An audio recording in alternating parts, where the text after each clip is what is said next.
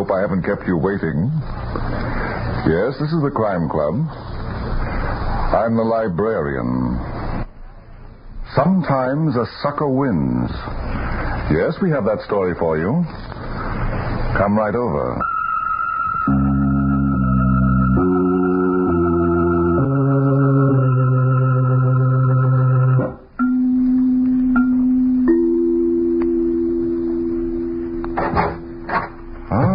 You're here. Good. Take the easy chair by the window. Comfortable? The manuscript is on this shelf. Here it is. Sometimes a Sucker Wins. The very exciting story of a girl who finds the key to her brother's disappearance and opens the door to murder. Let's take a look at it under the reading lamp. When Joan Adams arrived in the city, she felt uneasy, apprehensive. But the thought of turning back never occurred to her. She had a job to do, one that would require courage and patience. As soon as she'd obtained a room, she phoned District Attorney Nelson. District Attorney Nelson was a busy man. At least that's what his secretary told me every time I phoned. But I kept calling, and finally she gave me an appointment. When I arrived there, Nelson made me wait almost an hour. Then his secretary ushered me into his office. For a few minutes, he pretended to be busy with the papers on his desk. Then he looked up at me. Now, Miss Adams, what did you want to see me about? My brother, Larry. Oh, you read the papers, didn't you? Yes, I read them. Well? The story they printed is a lie. I'm sorry, Miss Adams. I'm afraid I disagree with you. Look, Mr. Nelson, I've come all the way down here from Hillsborough because I think my brother is dead. I believe he was murdered. I see. And what makes you so sure he was murdered? I just know it, that's all. Oh, the feminine intuition test, eh? No, it's much more than that. I knew my brother better than anyone else in the world. He would never run away from anything. And he would never steal. No? Look, Miss Adams, your brother was my assistant in charge of an investigation into the building racket. Certain important files were in his care. One day, without a word to anyone, he disappears with the files and with every dollar he has in the bank. Doesn't that sound like a payoff to you? No, Larry couldn't be bribed. He just couldn't. I wish I could share your faith in your brother, Miss Adams, but I'm afraid the facts speak for themselves. Well, then, you won't help me? Help you? I should say not. Due to your brother's malfeasance, the integrity of this office has been impugned. I see. And if you get involved with me, it might hurt your chances for political advancement. How dare you insinuate such a thing? I'm here to represent the citizens of this city, the only... Why don't you stop? What? Save that bilge for your campaign speeches. Why, Young lady, please leave this office at once. Don't worry, I'm leaving. But let me tell you this. I'm going to clear my brother's name if it's the last thing I do. When I walked out of the building, I turned right and went to the corner to get a bus back to my room. As I stood there, I noticed a green coupe parked behind the bus sign. There was a man at the wheel. As I looked in his direction, he pulled his hat brim low over his eyes and slouched down in his seat. Then the bus came along.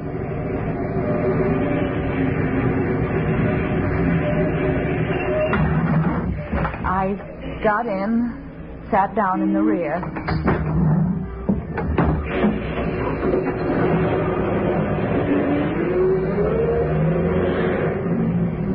After we started, I happened to glance out the rear window. I saw that green coupe pull slowly away from the curb.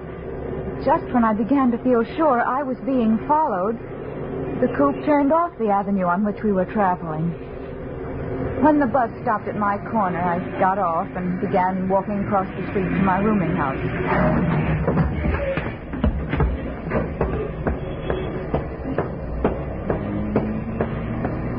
I was about halfway over when I heard the motor. I looked around just in time to see a car through the porch. Are you all right, miss? Yes, I guess so. Gee, that sure was a close shave. Yeah, sure was. I told myself it was an accident. But the car that almost ran me down was a green coupe. When I got up to my room, I was frightened and discouraged. I had only one clue. A month before, in a gossip column syndicated in the Hillsborough paper, Larry had been linked with Roxy Haver, the burlesque queen.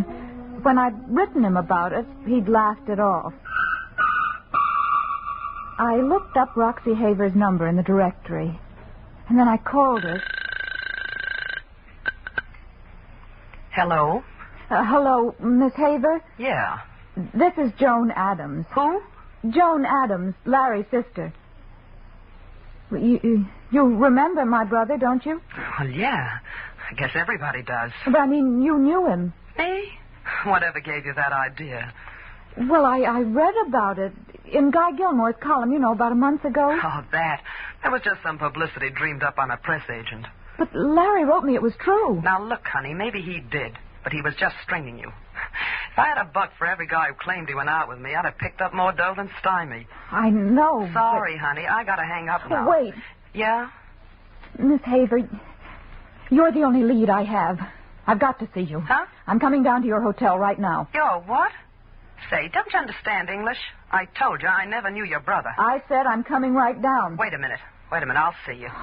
You know where the Market Street subway station is, don't you? Yes. Okay, I'll meet you there in half an hour. I'll be near the newsstand at the rear of the platform. Right. Goodbye.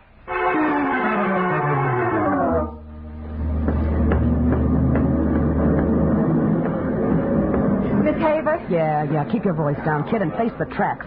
What's the matter? Nothing. I just want to keep my nose clean, that's all. Now, what do you want? You did know Larry, didn't you? Yeah, he went out with me a couple of times. Why? Huh? Oh, no, please don't misunderstand. You see, I know Larry didn't like making the rounds, nightclubs and things like that. He was on a job, wasn't he? Search me. All he told me was that he liked my company. Are you sure? Positive. Then why did you deny knowing him? Look, honey, I gotta watch my steps, see? Publicity's okay, but not in a caper like this. Oh. I don't know. I was so sure you could help me. I understand. Listen, honey, I'm going to give you a good tip. Go Yes? on home and forget about this mess. Well, it's easy for you to say. He wasn't your brother. Well, what are you going to do? I'm going to keep digging till I get the truth. Okay, honey, do what you want. Only don't call me, and whatever you do, don't come near my hotel. So long, kid. I watched Roxy go up the subway steps. I turned and walked to the front of the platform to wait for a train. All right, everybody, take it easy. Keep back. Keep back, will you? The platform was crowded and everyone surged forward. Then just when the train was coming into the station, someone in the rear pushed me. Hey, what's the matter with you, miss? You trying to get yourself killed? Someone pushed me. Huh? Who? I don't know. You don't know, huh? If you ask me, I think you were trying to jump, but you lost your nerve. Frank, well, you're crazy. Not me, sister. Now, come on, beat it before I call the cops. Come on, get going. That subway guard didn't know it, but he'd given me an idea. I went down to police headquarters. When I told the desk sergeant my name, he sent me in to a Lieutenant Calvin. Calvin listened to my story in silence. His eyes were cold, skeptical. That's quite a story, Miss Adams. But it's true, every word of it. I'm not saying it isn't. But even assuming the facts, there's the possibility that both incidents were accidental. But I tell you, they couldn't have been accidents. Someone is trying to prevent me from finding out what really happened to my brother. I know what happened to him. You do? Yeah. You see, you were sent to me because I'm in charge of the Larry Adams case. Your brother was paid off, and now he's hiding out. You too, huh? Yeah. Me too. I'm convinced of it. Of course. You couldn't possibly be wrong, could you? No. Miss Adams, I'll let you in on a little secret. A report's in that your brother's been seen in Mexico. I don't believe it. If Larry were alive, he'd communicate with me in some way. Not if he were wanted. I tell you, he would. Have it your own way. You know, Miss Adams, you've been annoying quite a few officials by poking around in this matter. I thought I'd put you wise so you wouldn't waste your time. I'm not wasting my time. I'm determined to clear my brother's name. Maybe so. But if you're smart, you'll catch the next train home. That sounds like a warning, Lieutenant. It is. You see, I'd hate to see a pretty girl like you get hurt. After seeing Lieutenant Calvin, I was more determined than ever to vindicate my brother. Calvin had done nothing to encourage me, except in one way. I was annoying people with my poking around. Perhaps I'd annoy the right person. A few days later, I got a telephone call. Hello? Hello, is this Joan Adams? Yes? Who is this? Never mind.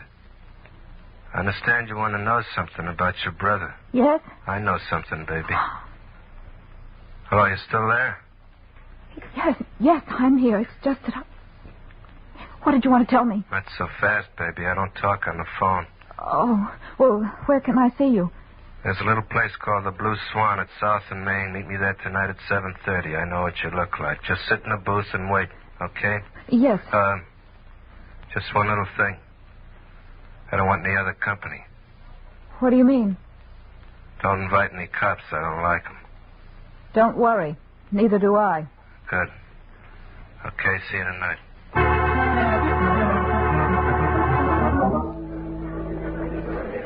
Hello, Miss Adams. Oh. What's the matter, baby? Nothing. I didn't see you come in. No? I was in the back watching you. Come alone? Yes? I hope so. I thought I saw a guy hanging around outside. I swear I haven't spoken to the police. Yeah? You know, with those big blue eyes of yours, you could make me believe anything. Shall we talk? Okay. The name's Griffo. Griffo? Yeah. Don't mean nothing to you, huh? Ever hear of Augie Strecker? I think so. I've seen his name mentioned in the papers. Uh-huh. Every time something happens that ain't kosher, the papers like to hint maybe Augie had something to do with it. You know what? He has. Did he have anything to do with my brother's disappearance? Oh, that's asking a lot, baby. You see, I work for Augie. Oh. But don't get me wrong. Sometimes when you work, you ain't satisfied with your pay. I see.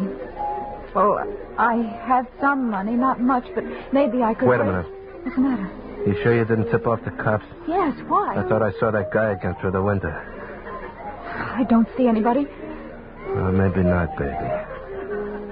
You know, talking to you ain't exactly healthy for a lot of reasons. I don't like it here.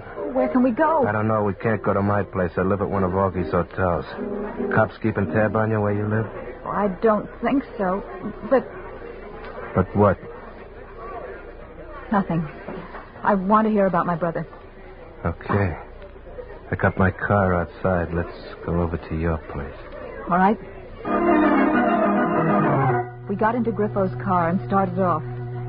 He didn't say anything, just drove rapidly, doubling on our tracks until at last we reached my rooming house. Griffo was silent till the door of my room closed behind me. Yeah. Now maybe we'll be alone. What are you looking for? Just checking to see that you haven't planted a listening device or two.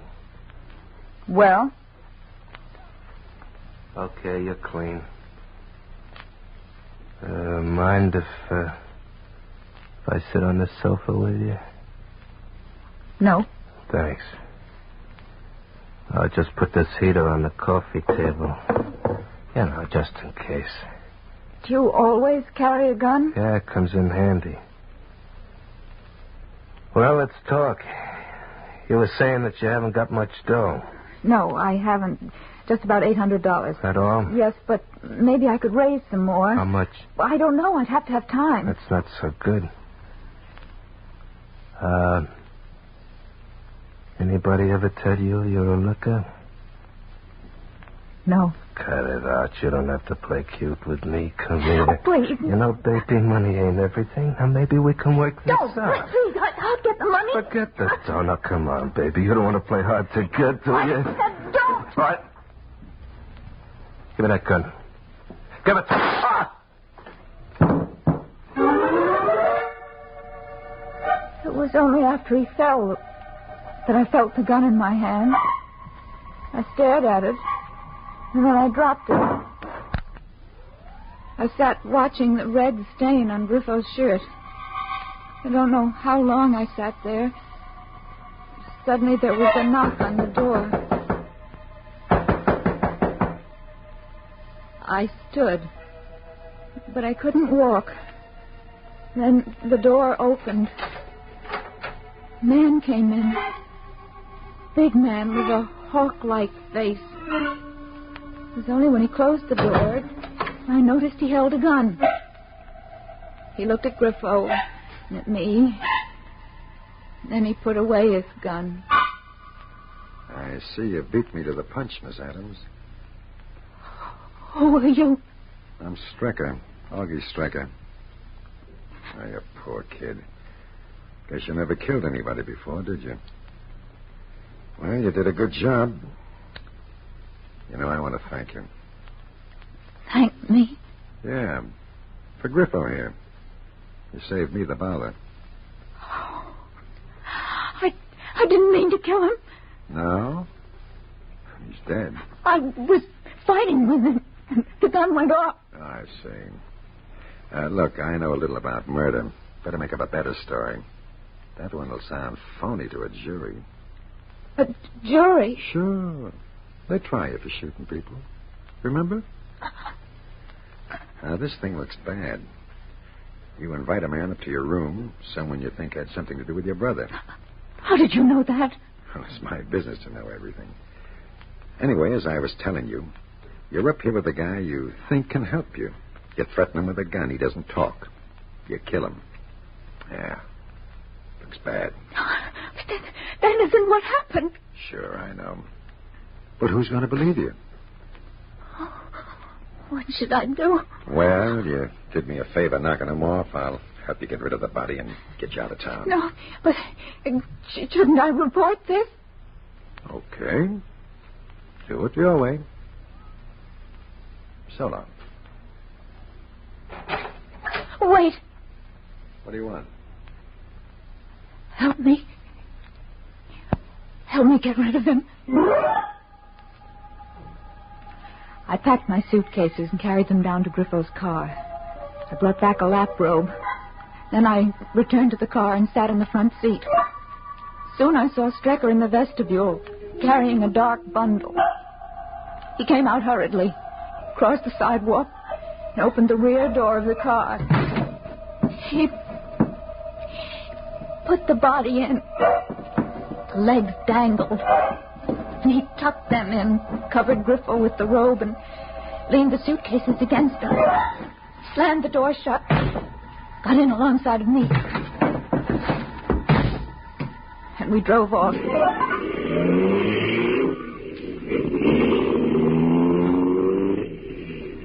You come from Hillsborough, don't you? Yes.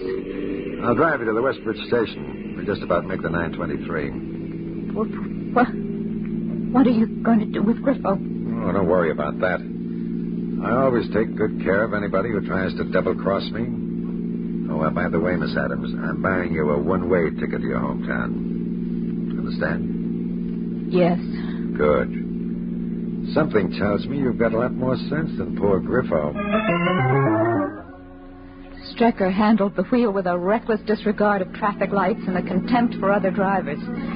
There was one moment when I thought the car would overturn. It was at the railway crossing when we swerved to avoid hitting the gateman. When we reached the station, Strecker stopped the car, well out of the range of the lights there. Then he got out. You wait here. I'll get your ticket. All right. Please hurry back. Okay. Take it easy. He glanced in the rear of the car and then walked to the station. I felt like jumping out of the car and running. But I remembered what Strecker had said. And the way he looked when he said it. Then I heard footsteps approaching. I was glad to hear them. They stopped at the car and I looked up. Hello, Miss Adams. It was Lieutenant Calvin. He was standing there with his hand on the window watching me. And he looked into the rear of the car. Leaving town? Yes. Kind of sudden, isn't it? Yeah, I guess so. You know, I went over to your house to see you. From what I saw there, I gathered you were leaving us. I didn't have much time to pack. I wanted to make the train. I see. I figured you'd be taking this one. I tore out here in a prowl car to catch you. Just about made it, didn't I? Yes.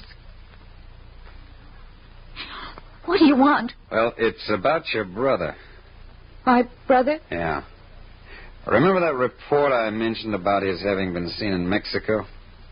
Well, they checked on it, and it's not true. Just one of those things. Oh. What's the matter? I thought I'd be in for at least as strong I told you so. No. As a matter of fact, Lieutenant, I've decided that you were right. You have? Yes, I guess I've just been foolish about things. And that's why I'm going home. I'm sorry you're leaving. Anything wrong, Miss Adams? What? No, Mr. Strecker, not at all. Hello, Augie. Hello. I didn't expect to find you here. No? Here's your ticket, Miss Adams. Thank you. Was there anything you wanted, Lieutenant? No, Augie. Not right now. Then suppose you leave us alone. Okay. I'll be seeing you. Oh, and maybe you too, Miss Evans. So long. Calvin began walking away. And then he stopped. He looked at the rear of the car and started to walk back. Strecker. Yeah? Your tail light is out. If I were you, I'd have it fixed. I wouldn't want to have to pull you in, you know. Thank you, Lieutenant. From a distance, I finally heard Lieutenant Calvin drive off. I was still shaking. It was the sound of the train arriving that steadied me a little. Strecker got my suitcases out of the car.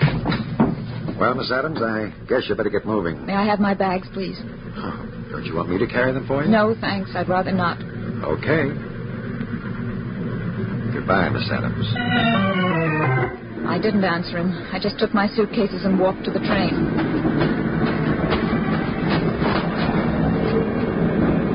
I could feel Strecker's eyes watching me until I got on.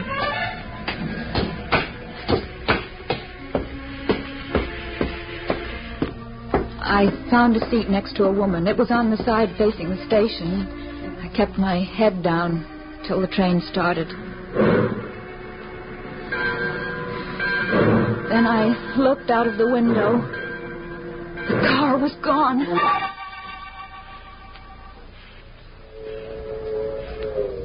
Are you feeling all right, miss? What? I said, are you all right? You know, you look kind of shaky. No, I'm fine. I'm just a bit tired. Oh, gone far? Hillsboro. Hillsboro. I hear that's a nice little town. Yes, it's nice. I like small towns. It's much better than living in the city, I always say. It's more neighborly. Don't you think so? I'm sorry, I wasn't listening. Oh, that's all right. I know how it is. Sometimes a person doesn't feel like saying a word. Perhaps you'd like to read. Wait, I have a book. Here it is. Don't bother. Oh, nonsense. It's no bother. Go ahead, take it. It's awfully interesting. It's about a murder. What? Why, what's the matter? Where are you going? I got up and walked unsteadily down the car. The wheels of the train must have been listening to what that woman said, because they repeated it. A murder, a murder, a murder, a murder, a murder. I couldn't breathe. And suddenly the wheel screamed. The train shuddered and flung me to the floor. My head hit the top of the seat. And I was lost in darkness. When I opened my eyes, I had to close them again. The light was too bright. And I thought I'd seen a face very close. A face which didn't belong there. I waited a while, and then I slowly opened my eyes again. A man was bending over me. It was Lieutenant Calvin. Take it easy, Miss Adams. Where am I? In a hospital. But don't worry. The doctors assure me you're all right. You may have a bump where you struck your head, but it's nothing serious. The train. Well, what happened? Well, there was a collision. You were knocked unconscious and brought back here. I can't stay here. I've got to leave town right away. I'm afraid that's impossible for the time being. Why? You said yourself I was all right. Oh, it's not that, Miss Adams. You see, the train you were on collided with a car. A car? Yeah. A car driven by Strucker. Strucker? He couldn't have disposed of Griffo's body. There wasn't time. Calvin was staring at me with his cold eyes. You see, Miss Adams, on his way back from the station where the road cuts across the tracks, Strucker tried to beat the train to the crossing. He lost. Tell me, do you feel well enough to get out of bed and get dressed? Yes. Okay. I'll be waiting for you outside in the corridor. It didn't take me very long, considering everything. When I came out into the hall, I guess I swayed a little. Lieutenant Calvin reached out to take my arm, but I shook him off. Well, where do we go from here? To headquarters? No, we won't have to go that far. What do you mean? You just have to cross the hall into that room. A friend of yours is in there.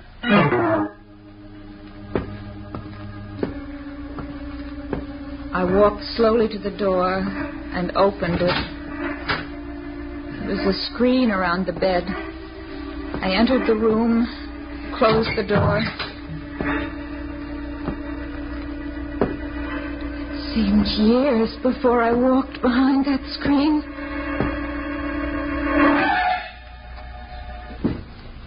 What do you say, baby? Griffo! Yeah, it's me in person. I'm a hard guy to kill, ain't I?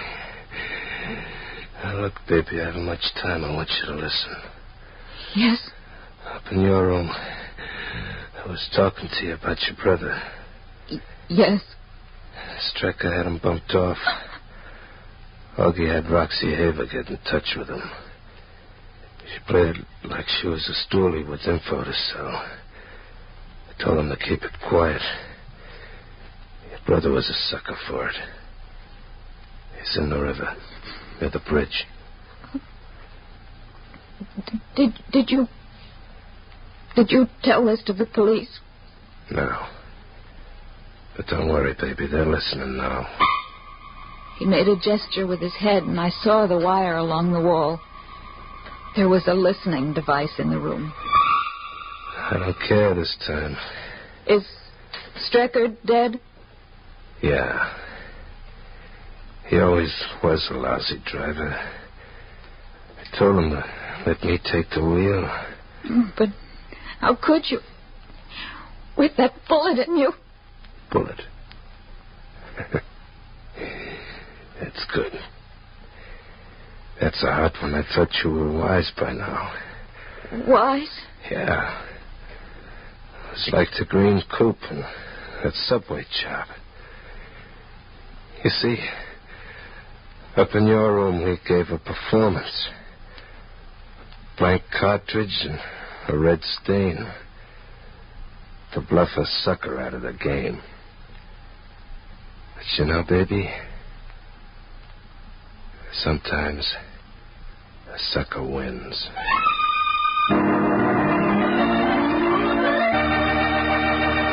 And so closes tonight's story, Sometimes a Sucker Wins. James Erthine wrote the radio script. Roger Bauer produced and directed. Joan Tompkins played the part of Joan.